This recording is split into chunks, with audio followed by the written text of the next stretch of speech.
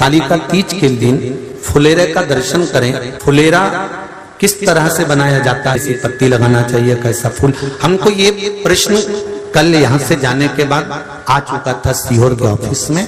और उसके बाद हमने पंडितों को कहा था कि एक फुलेरा तैयार कर रखें और उस फुलेरे का दर्शन सभी को लाइव कराएं, जिससे घर पर या मंदिर में आप शिव जी की जब आराधना करें तो उसके ऊपर फुलेरा बंधा होना चाहिए।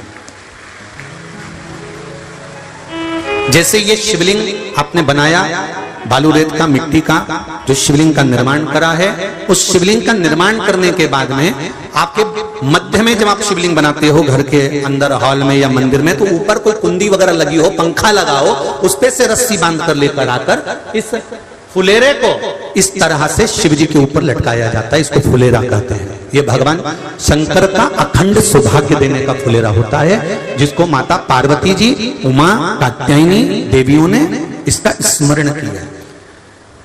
एक गोल होता है,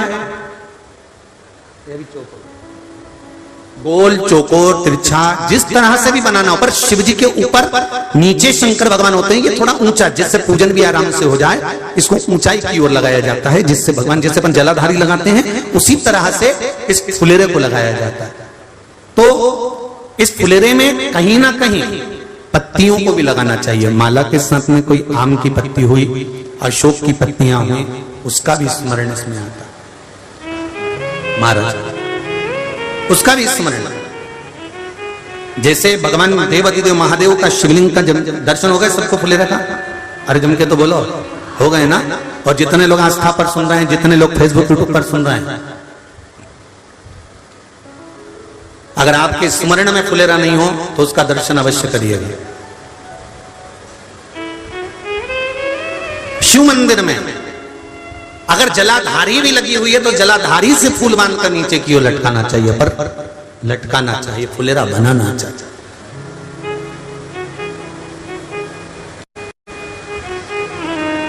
सात फल हैं फुलेरा। कितने फल हैं? 7। ध्यान दीजिएगा। पहला, फुलेरा जो नारी व्रत करती आती है और व्रत क्रम उसका चलता रहता है, उस व्रत कर्म के अंतर्गत मान लो किसी कारणवश बीमारी में, कोई गमी के अंतर, कोई सूतक सावड़ के अंतर्गत अगर नारी पूजन नहीं कर पाती है, पूजन नहीं कर पाई और उसने केवल फुलेरे का दर्शन ही कर लिया, अपने पलंग पर पड़ी पड़ी भी फुलेरे का दर्शन कर लिया है, तो नारी को हरतालिका तीज के व्रत का फल प्राप्त हो जाता है। 7 फल हैं भगवान शंकर के हरतालिका तीज के फुलेरे का। पहला फल व्रत का मूल। दूसरा, यदि कोई नारी आई और उसके संतान नहीं, 10 साल, 8 साल, 5 साल, 6 साल, 7 साल, 12 साल, 15 साल हो गए, उस फुलेरे का मात्र स्मरण कर कर एक पुष्प भी उसने अगर हल्दी कुंकू का लगाकर उस फुलेरे का टच कर कर भगवान शिव के पावन चरणों में रख दिया है और विनती कर कर गई है, तो अगला फुलेरा वो खुद बनवाती है, उसकी गोदी में संतान आ ही जाता है। अगला फुलेरा वो खुद बनवाएगी, के जाएगी, जीजी अगली बार फुलेरा मेरी तरफ से बनवा देना, मंदिर में फुलेरा मेरी तरफ से लगवाना, अगली बार जब तुम पूजन करो तो फुलेरा मेरी तरफ से बनवाना। ये फुलेरे का महत्व। तीसरा, महाराज हम कोई दान, गौदान, हरतालिका तीज की किताब है आपके यहाँ, जो लोग पढ़ते होंगे हरतालिका तीज की किताब, उसमें लिखा है ब्राह्मण देव को ये दान देना है, ऐसा दान देना है। अब कोई गरीब है, कोई साधारण है, नहीं है किसी की कैपेसिटी, नहीं दे सकता, तो क्या होता है? तो कहा हम गौदान नहीं कर पाते, हम स्वर्णदान नहीं कर पाते, हम वस्त्रदान नहीं कर पाते, हम मुद्रा दान नहीं कर पाते, हम अन्नदान नहीं कर पाते, हम ये सारे दान अगर नहीं भी कर पाते हैं, तो शिव महापुराण की कथा कहती है तीसरा फल फुलेरे का है कि मात्र फुलेरे का दर्शन, स्पर्श कर लेने से सारे दानों का पुण्य फल प्राप्त हो जाता है। यह तीसरा फल फुलेरे। अब हरतालिका तीज का फुलेरे का चौथा महत्व है महाराज। चतुर्थ महत्व हरतालिका तीज के फुलेरे का है, जो कुंवारी कन्या हरतालिका व्रत करती है पहली बार जो हरतालिका तीज का व्रत करती हैं या हरतालिका तीज का उद्यापन कर देती हैं या किसी कारणवश शरीर ऐसा नहीं रहा कि बिना पानी के नहीं रह सकती, तो 2 बूंद अगर उन्होंने पानी भी पी लिया है या कोई कारणवश एक कुछ गलती हो भी गई है, तो मात्र फुलेरे का दर्शन कर लेने से वो गलती शंकर स्वीकार कर उसको क्षमा कर देते हैं। ये चतुर्थ भाव के अंदर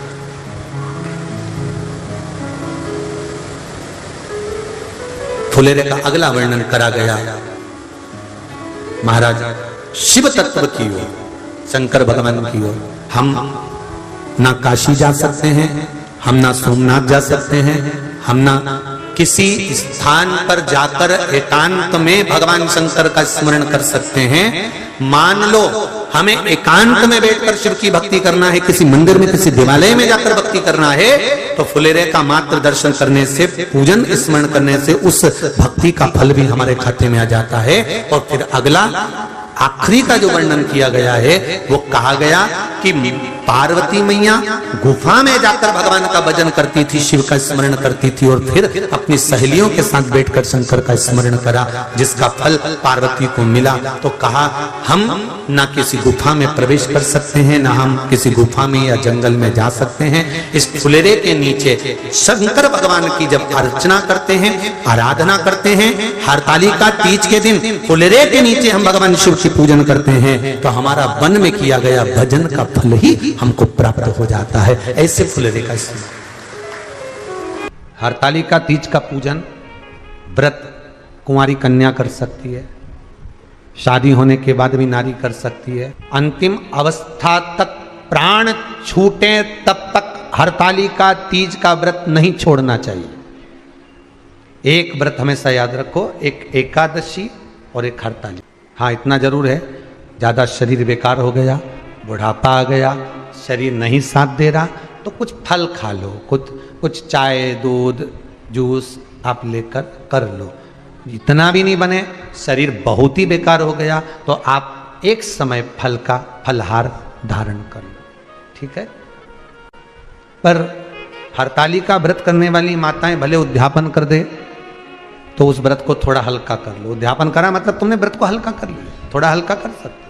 हरतालिका तीज का जो व्रत का उद्यापन करते हैं उसमें 5 चीज रखते हैं ना, 5 कपड़े स्त्री के, 5 कपड़े पुरुष के, 5 तरह का अनाज, 5 तरह का फलहार, 5 तरह का फल। तो 5 तरह का जो फल रखाता है हरतालिका तीज के उद्यापन में, दुनिया के लोग उस 5 तरह के फल को, केला गिन ले, पपीता गिन ले, मौसम्बी गिन ले और अनार गिन ले, संतरा गिन ले, सब कुछ गिन लेते हैं, पर उस 5 तरह के फल में धतूरे को नहीं गिनते। पर शिव कथा में वर्णन आता है, हरतालिका तीज के उद्यापन में लिखा हुआ है, सबसे पहले 5 फल अगर गिनना है तो उसमें पहले धतूरे को गिनो, क्योंकि शंकर को वो प्रिय होता है, शंकर उसको स्वीकार कर लेता है। और धतूरा शंकर भगवान को क्यों चढ़ाया जाता है उसका प्रसंग आपको पहले भी कहा, आज फिर कहते हैं। धतूरा जब हम भगवान शंकर को समर्पित करते हैं तो हमारा कोई कार्य अटक रहा होता है, जिस कार्य को बार बार एग्जाम में बैठे हो, बार बार परेशान हो रहा है, बार बार इंटरव्यू देने जा रहे हो, नहीं हो रहा, एक बार धतूरे को हृदय से, भगवान को प्रेम से, करुणा सागर मेरे शंकर को दिल से एक बार वो धतूरा भगवान से विनती कर कर उसको चढ़ाओ तो सही, भगवान तुम्हारा कार्य सफल कर देगा। और दिल से चढ़ाना, हृदय। हरतालिका तीज की पूजन करने वाले को चाहिए कि बालू का, मिट्टी का शिवलिंग बनाना चाहिए।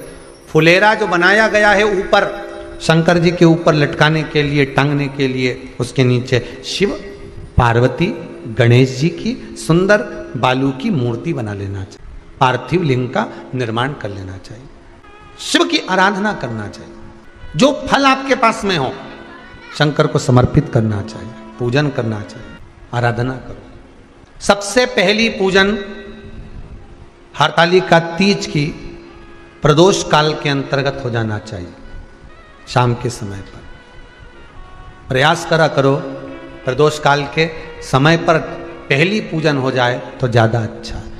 पर लोगों की आदत रहती है कि 8 बजे तक, 8:30 बजे तक, 9 बजे तक पहली पूजन करें, फिर दूसरी आराम से, फिर तीसरी, फिर आराम से, फिर चौथी। तो ऐसा सब अपने अपने हिसाब से। पर शास्त्र रीति कहती है कि प्रदोष का जो समय होता है, प्रदोष काल जो होता है, शाम का जो समय होता है, उस समय पर हरतालिका तीज की पहली पूजन हो, जिससे आपका स्मरण चित्त शंकर भगवान में उस घड़ी, उस पल, उस क्षण में आप शिव के हो जाएं और शंकर आपका हो जाए।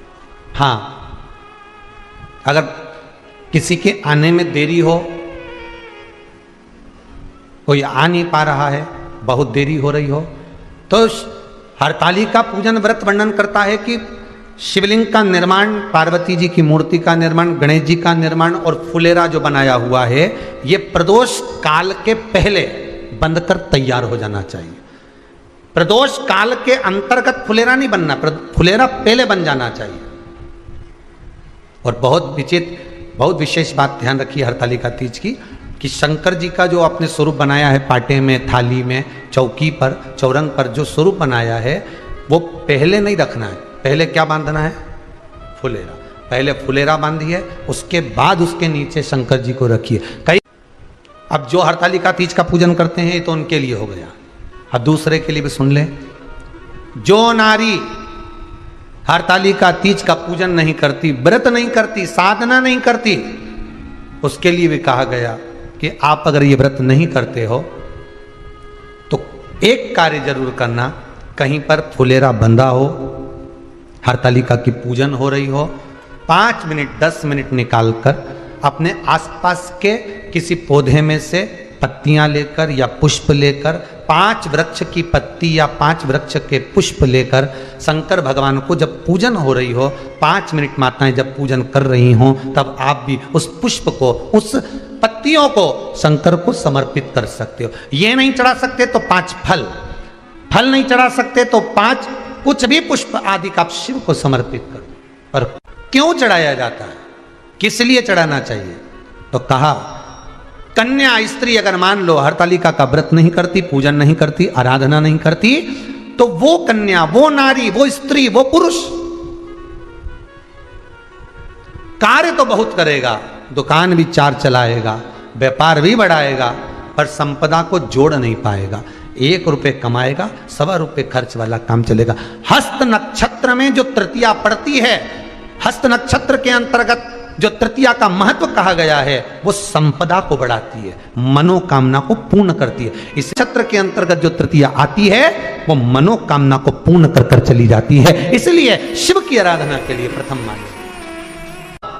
हस्त नक्षत्र में किया गया दान, हस्त नक्षत्र के अंतर्गत तृतीया के दिन किया गया पुण्य, हस्त नक्षत्र में तृतीया के दिन किया गया श्रृंगार, हस्त नक्षत्र में तृतीया के दिन करा गया अपना सुंदर सिंदूरा, भगवान का आनंद, 5 तरह के वस्त्र, 5 तरह के स्त्री के वस्त्र, पुरुष के वस्त्र, 5 तरह का फल, 5 तरह का अनाज, ब्राह्मण को बुलाकर ब्राह्मणी के साथ आप या तो ब्राह्मण से उद्यापन करवाएं या फिर आप स्वयं भी करते हैं, तो शिव को समर्पित करके ब्राह्मण और ब्राह्मणी को भोजन कराकर वो भाग प्रदान करें। यही हरतालिका तीज के उद्यापन का वर्णन आता है। सुंदर भाव से हरतालिका माता आप सभी की मनोकामना पूर्ण करे। हर हर महादेव।